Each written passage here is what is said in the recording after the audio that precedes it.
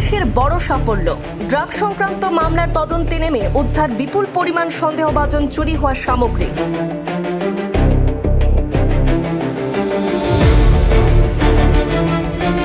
একাধিক ব্যাটারি, জলের মোটর, বাসনপত্র, বিদ্যুতের তার সহ বিপুল পরিমাণ সন্দেহভাজন চুরির সামগ্রী উদ্ধার। 2 অভিযুক্তকে গ্রেপ্তার করে তদন্ত চালিয়ে যাচ্ছে পুলিশ।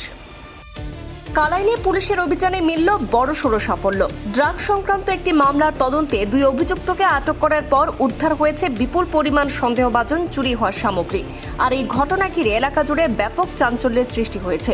পুলিশ সূত্রে জানা গেছে, গত সোমবার ড্রাগ সংক্রান্ত অভিযোগে অভিযান চালিয়ে আলিমউদ্দিন এবং সেলিমউদ্দিন নামে 2 ব্যক্তিকে আটক করা হয়। অভিযোগ রয়েছে, অভিযানের সময় তারা কালাইন থানার এক উপপরিদর্শকের ব্যক্তিগত কোয়ার্টার থেকে কিছু সামগ্রী চুরি করে নিয়ে যায়। পরে পুলিশ তাদের গ্রেপ্তার করে। এরপর আলিমউদ্দিনকে পুলিশ রিমান্ডে নিয়ে জিজ্ঞাসাবাদ চালালে তদন্তে গুরুত্বপূর্ণ তথ্য উঠে আসে বলে দাবি পুলিশের। আর সেই সূত্র ধরেই নাতানপুর এলাকায় এক স্ক্র্যাপ ব্যবসায়ীর বাড়িতে অভিযান চালানো হয়।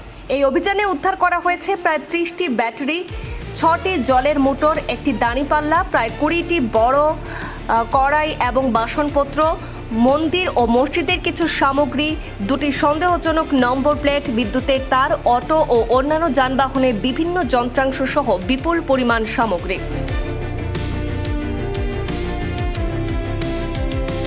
পুলিশের প্রাথমিক তদন্তে সন্দেহ করা হচ্ছে, বিভিন্ন স্থান থেকে চুরি হওয়া এসব সামগ্রী কম দামে বিক্রি করা হতো স্ক্র্যাপ ব্যবসায়ীর কাছে।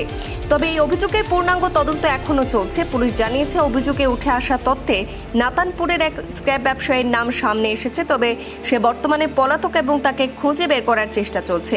স্থানীয়দের একাংশের অভিযোগ, দীর্ঘদিন ধরে এলাকায় জলের মোটর, গাড়ির ব্যাটারি, হোটেলের বাসনপত্র, বিভিন্ন সামগ্রী চুরির ঘটনা ঘটছে। আর এই ঘটনার সঙ্গে আরও বড় একটি চক্র জড়িত থাকতে পারে বলে তাদের ধারণা। এদিকে এই পুরো ঘটনার তদন্ত অব্যাহত রয়েছে। পুলিশ জানিয়েছে, উদ্ধার হওয়া সামগ্রীর প্রকৃত মালিকদের শনাক্ত করার পাশাপাশি চক্রের সঙ্গে জড়িত অন্যদেরও আইনের আওতায় আনতে অভিযান অব্যাহত থাকবে।